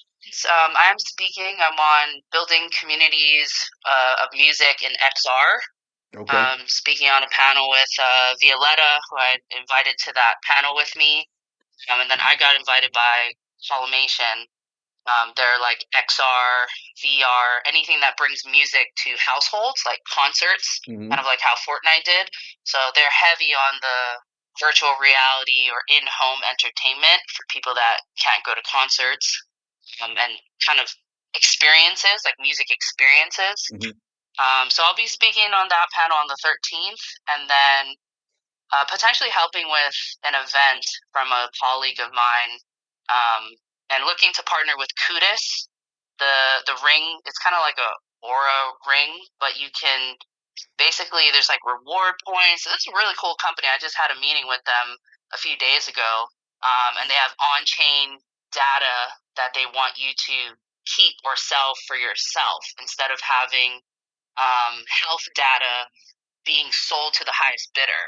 right? Like how traditional legacy is happening with all of our health data. Right. They want you to own your data, and you can leverage the data of like walking every day and steps and all the gamification they have. Oh, that's And great. you can sell your data, and they have and it's on chain too. So Oh, that's yeah, great. they're a really really cool company. Yeah. Yeah, that sounds lit. That sounds lit. So yeah, hopefully we'll be able to connect with you sometime soon. If not at ETH Denver, at South by Southwest. If not, everything that you're doing, yeah, just if you can, whenever you get the opportunity, put some of the stuff you're involved in the Discord or in our Telegram. So well the Telegram is discontinued. But definitely put it in our group chat, in our Discord too, yo, because what you're doing, that sounds phenomenal right there. I'm interested in that. I'm definitely interested in that. Absolutely, Cash.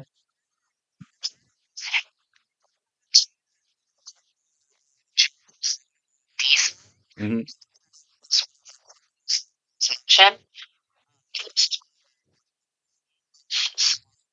Oh, okay. So Telegram, the Telegram, I keep you guys any partnerships and things like that with them. Yeah, yeah, definitely. Thank you. Definitely, definitely. Yeah. So outside of that, y'all, is there anything else y'all want to discuss? I know we got Levi and we got E3 here. Our special guest co-host, we had the bar chef in the building. That is the founder of the Atlanta Blockchain Center, Mr. Marlon Williams himself. Um, any other questions, thoughts, comments? Tears, anything you want to shout out? Anything about Swede that you got going on? And oh, I do gotta say one thing. I'm a Dallas Mavericks fan, all right? So I gotta say this, yo. I'm a Dallas Mavericks fan. I got a text from my homie. I know that's the reason why my homie was calling me during my spaces right now. Yo, why my boy Luca going to LA, dog? Luca is one of my favorite players, and he was on my favorite team. You know, with my boy Kyrie, man. So I know this ain't got nothing to do with crypto or whatever, but technically, Dogecoin is like one of the only things you can do with the only utility you can have with Dallas. You can buy Dallas Mavericks merchant tickets with all of that. So yeah, so this still has a crypto element to it. But Because you yeah, have to go to Crypto Arena. yeah, I listen, man. I'm glad he's playing in crypto.com arenas, but at the same time, my whole goal was to get them floor seat tickets to shake Mark Cuban's hand because he's the one that got me into NFTs and got me into crypto and started Still can. this whole thing, man. But Luka ain't gonna be there, but he's my favorite player, man. So I'm in my feelings. I'm in my feelings about Luca going to LA. I think it was a whack ass move. AD wasn't even out. Yo, listen, man, we'll take AD. That's solid. You know what I mean? But I had a wild theory. I don't know, man. I don't know, man. Wild theory. So apparently the Lakers been wanted Luka Doncic, right? So they had sent Kyrie. They had they had Kyrie Irving was a plant in Dallas to ruin the team. No, no, So they would eventually have to trade him to the Lakers. And no. that boy Kyrie got there and got him to the Got him to the shit. championship, Got him to man. the big shit. Right, but Kyrie's very unstable in terms of like Unstable. And Nah, man, I ain't going for that. I ain't Most going for balanced that. player. off court, off court. of course. Perception is everything. Yeah, that's enough. Man, because Kyrie is Kyrie's amazing. I'm just saying. major teammate, all that. saying I agree. I love Kyrie, but from a perception standpoint, he's not stable for like he was like this. I'm just Yo, we will not I'm take just any Kyrie slander I'm on the saying, TCK Web3 podcast. No slander. hell no. You it's- sound like one of the other I'm only repeating the hot take. owners. I'm repeating the hot take. Come on, man. All right, we're not shooting the messenger. All right, though.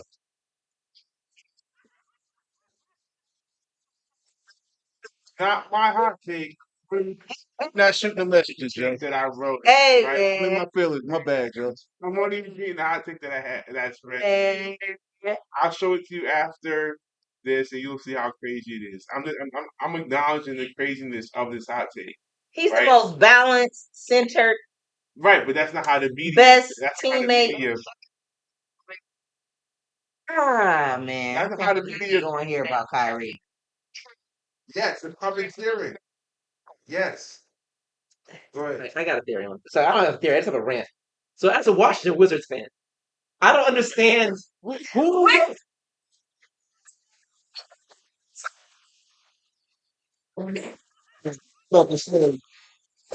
What's like doing this whole thing like boxing out the East on talent? That's a whole other conversation that hasn't happened. But like it's something going on over the past 7 or 8 years where like this been not the East. No, it's been always like this. Like from Yeah. Shaq and Kobe. Like the West Yeah, is the West always always been. the West always been heavier in talent, man. It's like these three-way trades and nothing wrong. It's a box out at this point. Yeah, You know, so I got you. yeah, I'm not happy about that. I feel like it's always been that way though. It's getting worse. Yeah, that's some bullshit, you know. I was looking forward to going on the floor, Dallas Mavericks, just shaking Mark Cuban's hand, taking a picture with him and my boy Kyrie and Luca, but that can't happen now, man. I'm gonna still get the Kyrie, Kyrie jersey along with my boy Luca jersey. I'm gonna get the Luca Mavs jersey. I'm gonna still get it regardless. It's gonna be on hella sale. You know, it's gonna be on sale like a motherfucker, but I'm gonna get it. Larried up. And we got yo, we got Blue. We got Blue in the building. What's poppin', baby? What's going on, Blue? What's up? What's up? What's up? Listen. T, look, something going on, brother. That was the worst trade in the history of sports. And how in the hell is Kyrie a plant? My son was supposed to be on the All-Star team. What are we talking about here? Like, I'm told I woke up flabbergasted this morning. they said, listen, AD, we tired of you playing like somebody stole your candy. And then Luka, all he gotta do is just go work out, bro. Luka's gonna kill it. Like, that is the crazy. And then they got to keep their extra pick. Something's not right. How did you get Luka Doncic with one pick And and you got AD? It don't make sense because it usually trades like this happen during, the break. We not at the break right now, right? If the break is coming, the break is coming. So there's gonna be some more trades coming because y'all was looking for the Jimmy Butler trade. I already knew he was gonna be up out of Miami. Man, I'm sorry for all my crypto people, but yeah, we talking about basketball right now, yo. Alright, I'll tell you why this is relevant. Because corruption happens in long-term thoughts. Y'all are thinking too short-term. That's why it feels out of pocket, because you don't understand the long-term and how people are negotiating this years in advance. That's all I say. There's a mirroring to both basketball, to crypto, to politics, but the real shakers and movers, they do things in long-term plays. They don't play the shorts. No, That's what I'll say. exactly. That's a good point. Exactly. So if LeBron plan on retiring at the end of this season, it's gonna be Luca's team over there, and I guess I'm gonna have to be a LA fan now. I haven't been a LA fan since like Magic in my boy Kareem over there in the '80s. I was a Magic fan in LA. I was kind of a LA fan when Kobe and Shaq was over there, but I was AI. I was more Philly AI in New York. In New York we had my boy Mello over there, so I was man, damn it, See, man. in a way, we're blessed to only have favorite players. We don't have teams because we don't have a pro team, so we follow our favorite players, so we're never upset. It's why we're happy people. We just watch and cheer on our favorite players. And there ain't no sides, there's no bandwagons. We cheer for our Polynesians. We cheer for the best players with the good hearts, and we enjoy all the sports. And yeah, we have no ties, because we don't have our own pro sports team. We put it all on the line for everyone in the mainland states. So we just watch the players we like. We're fans of the players, not the politics of the teams. That makes sense. That makes sense. So you save yourself a lot of stress doing it that way. 100%. Man, oh man. But yeah, I'm gonna get off my soapbox on that, man. If anybody else, I know we got another request for somebody. My boy O, man, he gave us a good rundown on how we should operate out there in East Denver, man. So I know we gonna form like Voltron out there. We gonna be out there super deep in East Denver. Oh, what's going on, bro? How you doing, man? What you think about this trade or thoughts on any subjects in crypto, man? Right. There was Trump told Silver to let the trade go. Yeah, that's right. That's what I heard. So listen, so same way Trump is putting he blaming DEI on everything. I'm blaming Trump for this, man. Cause I swear to God, DEI is a code word for nigga right now. You know what I'm saying? And I didn't like how they hijacked the word woke. Now, I mean DEI, I mean, think about it, man. That means you want everybody to look like you. Basically, DEI is everybody excluding white men, right? So I gotta blame this on the white guy. Better than white.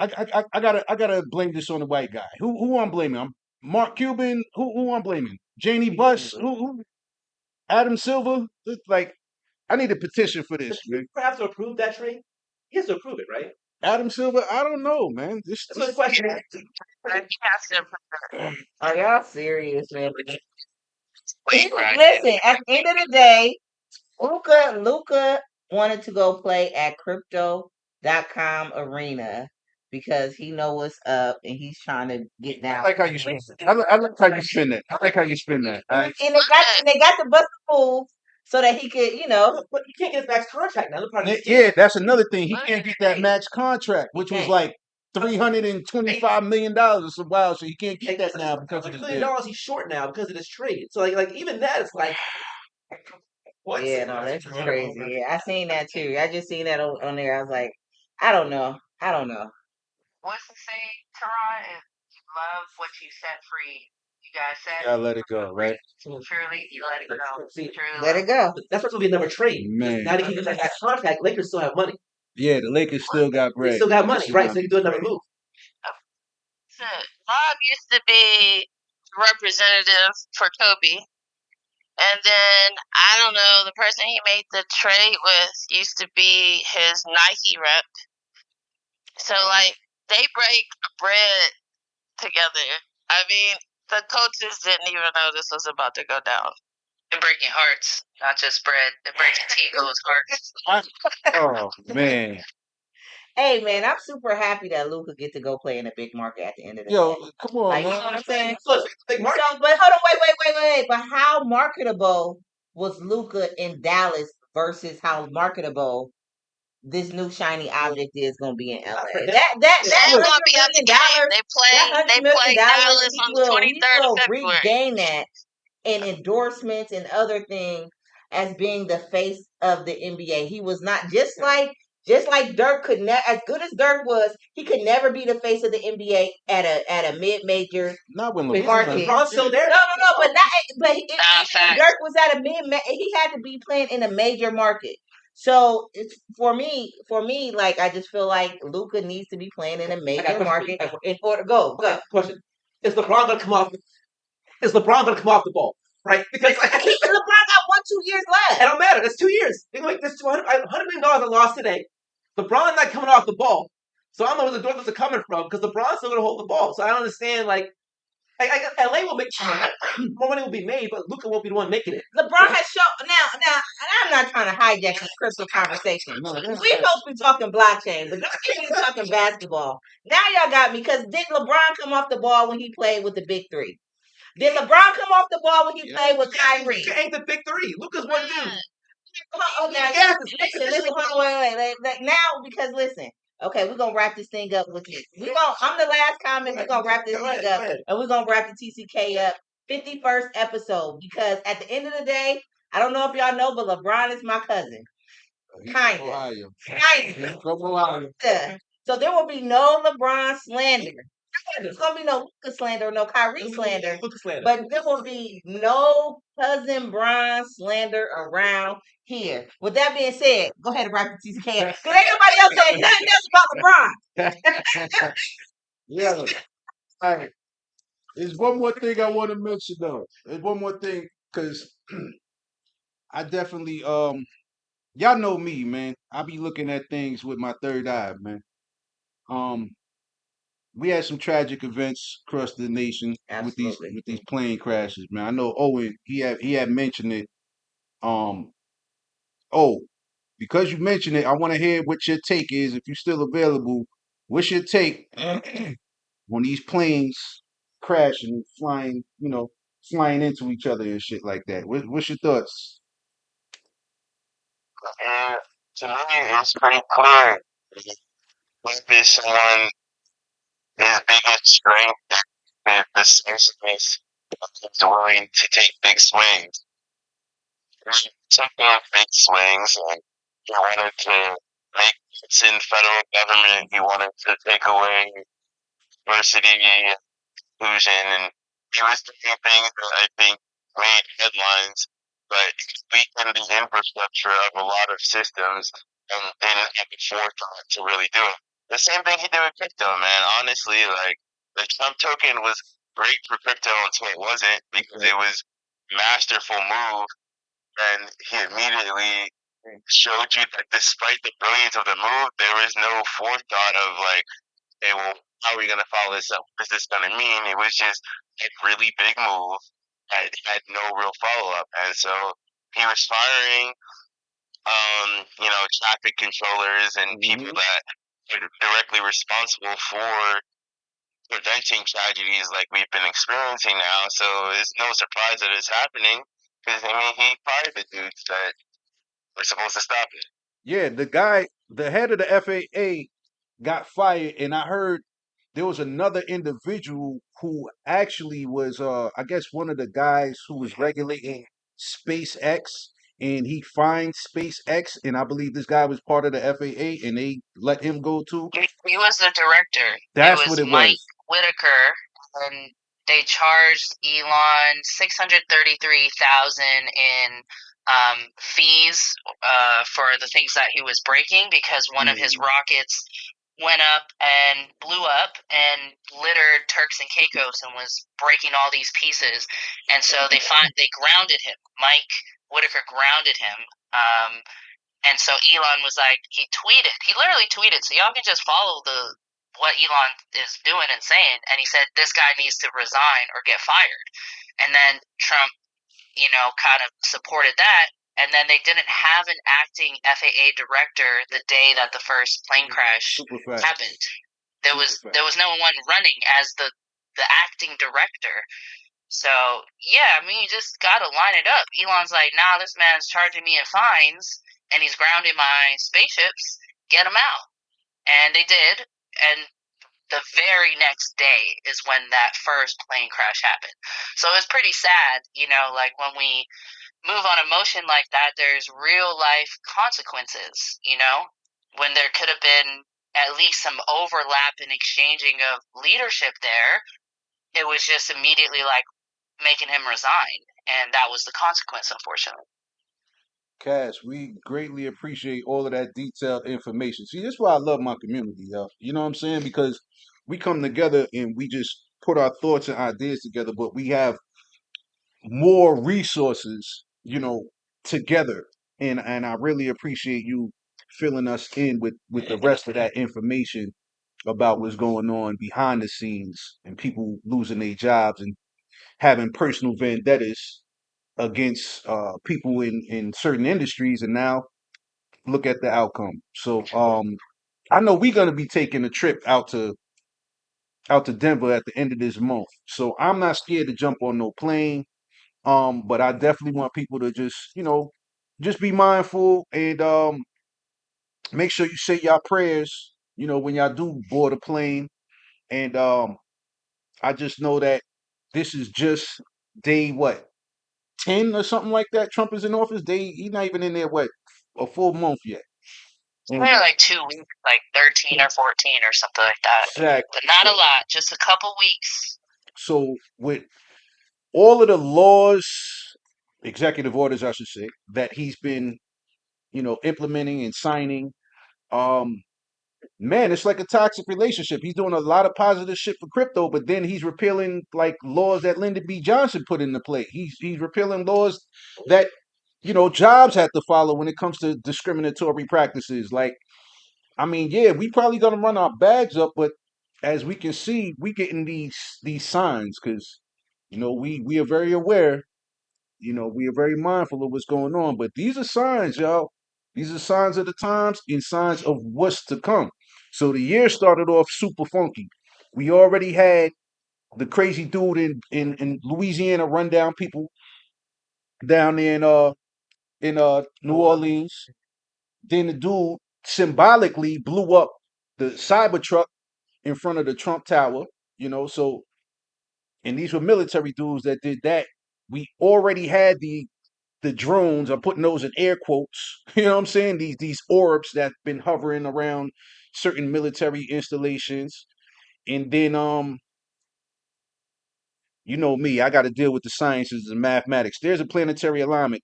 On January 25th, there was like 6 planets in our solar system that started to have this rare this rare alignment, planetary alignment. And that causes certain things to happen. If y'all believe these heavenly bodies don't have any effects on what goes on in this earth, you'll be sadly mistaken. You know what I'm saying? Because we all born under certain zodiac signs, and some of those attributes really, really be playing out. So just know that we are very knowledgeable in this space. Not only do we know about crypto, we got to keep up with politics. We got to understand things from a spiritual level, and I look at things metaphysically too. So, um, I just know that this is a year. If y'all don't know in numerology, if you add up the last all of the digits of the year, that equals 9. 2025 equals 9. That's the year of completion. All right. So, whatever y'all got on y'all plate, make this the year to get that shit done and accomplished. All right. So this is the note that we gonna leave on today.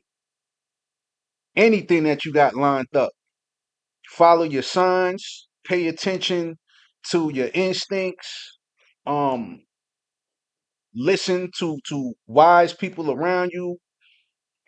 Don't get complacent, be hungry for knowledge, and make sure y'all packing y'all bags for this crypto run up in 2025, y'all, because the shit is gonna go stupid. We got a lot of pro crypto people that's in office right now, and there's gonna be a lot of legislation and regulatory framework that's gonna be passed. And I know Blue, she got a she got a couple of thoughts that she want to say before we wrap it up. Go ahead, Blue.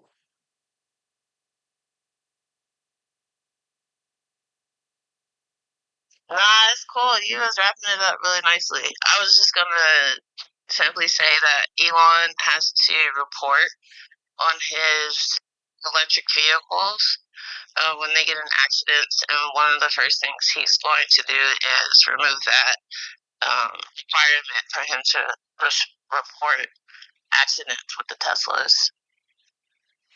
Yeah, I can imagine that he probably got a whole bunch of tricks under his sleeve as far as to deregulate a lot of his companies. So who knows, man? He might be the next president after Trump. We don't know what his game plan is. We don't know if they actually, behind the scenes button heads because we all know how narcissistic Trump is. But when you got the most powerful man in the world next to the most richest man in the world, I don't think it's gonna end up pretty. You know what I'm saying? I think it's gonna end up pretty ugly. But we will monitor the situation. But again, I want to thank everybody on YouTube. I want to thank everybody on Twitter. I want to thank everybody on Instagram. I appreciate everybody tapping in, and I appreciate my co-hosts, Just Cheeze and NFTia. I gotta appreciate and thank my co-host who came into the building today. We got E3 Elijah, and we got Levi with Campeni, and we got to big up the bar chef Marlon Williams, the founder of Atlanta Blockchain Center, and founder of Starter Labs. All right. So big up to everybody in the Dow. Looking forward to seeing us form like Voltron out there in Eve Denver for this Web3 event. Gonna be super, super dope. We gonna be Web3 wavy. I got some merch that's gonna be cooked up real, real soon. Looking forward to putting that out. And yeah, y'all. Any of y'all got any final thoughts? No final thoughts? All right, cool. We gonna leave y'all with some dope vibes. You know what I'm saying? We got one more person that just wanna sign off with some words, some closing thoughts. Go ahead, Cass. You got it.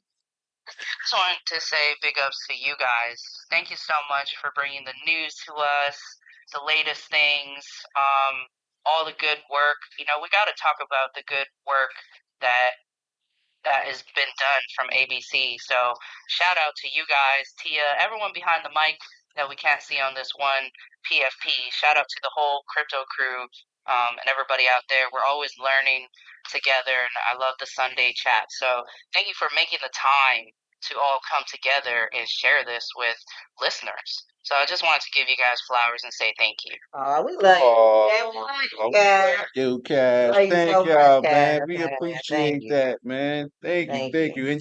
And for those listening, y'all, she's all the way out there in Hawaii, yo. You know what I'm saying? She's literally all the way across, halfway across the globe, tapping in with About us, man. three. You know what I'm saying? So we Wow. appreciate her and all of her thoughts, man. So thank you for that. And with that being said, this is episode 51. I'm your host, T.Gold, along with NFTia Just Cheeze, our guy E3, our guy Levi. Thank you for everybody tapping in on Instagram, Hey, Twitter, YouTube. We're gonna leave y'all out on some 90s R&B, big up to the Notorious B.I.G., yo, because this is one of my favorite joints, mixing that hip hop with that fly R&B shit. But yo, catch y'all next week for episode 52. We're gonna do something special next week, y'all, because that's gonna be the anniversary. So I might be sipping on some champagne or some shit like that. You heard? So, I'm gonna have to Twitch right in. oh yeah, we got the Twitch popping next week, y'all. So appreciate everybody tapping in. We out. Peace.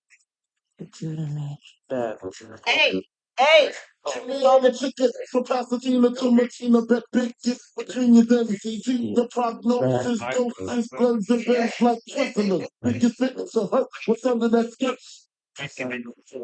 Filling them with change, I done gassed up, about to get blasted up. The last one hit the muscle, brother lift them. I seen them when he missed them at the pitch, man. It's like the high line, and it's big, smoke shit, rap cover, full tone, and terror. Why about the little, but this is ridiculous. That voice, 95 weeks. My rap lines is like landmine on one step. The room, like keep build the room. So who would make the earth if I live quick? If I had my homies so I could There.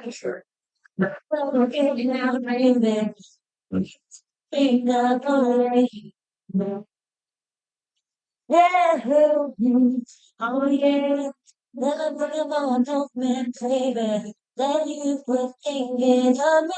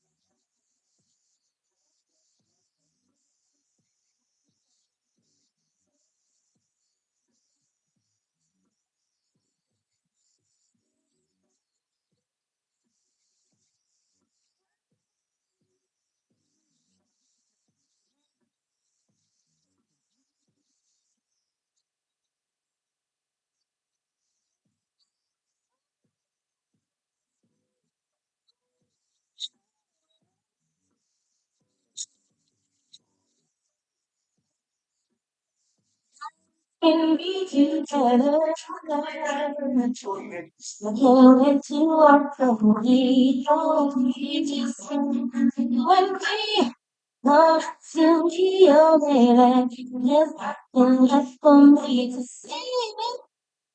I should just it's the how you doing, money? What you do to me?